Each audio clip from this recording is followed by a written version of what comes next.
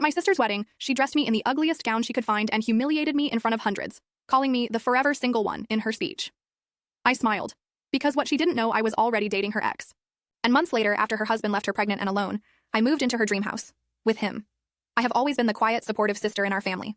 My older sister Lily, 31F, has always been the star, the one with the big, glamorous life, flashy relationships, and a flair for turning everything into a performance.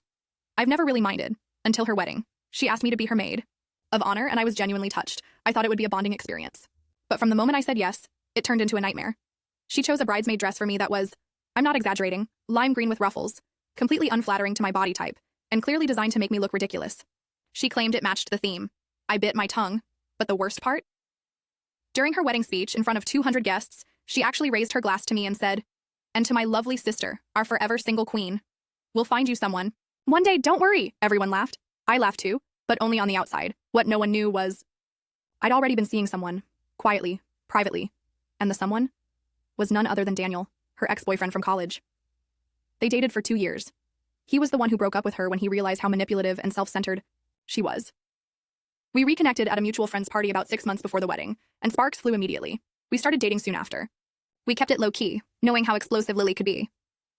After the wedding, Lily got pregnant just 3 months into her marriage. Her husband bailed on her before the baby was born. Turns out he wasn't ready for commitment or fatherhood. She moved back in with our parents, completely distraught. Meanwhile, Daniel and I were getting serious. We never meant for it to go this far, but life has its twists. A few weeks ago, we bought our first home together. Ironically, it's the exact house Lily used to dream about owning, the one she would point out every time we drove past it as kids. It went up for sale. We had the means. We got it. And I couldn't resist.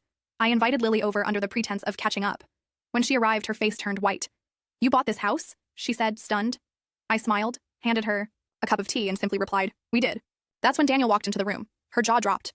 She looked at both of us, completely speechless for the first time in her life. You're with him?" she whispered. "Yes," I said calmly. "For months now. We wanted to tell you, but you had a lot going on, and honestly, I wanted you to feel how I felt, blindsided." She stormed out, of course. She hasn't spoken to either of us since. My parents are in shock. Some friends think it was petty. But honestly, it felt like justice. For once, I wasn't the butt of the joke.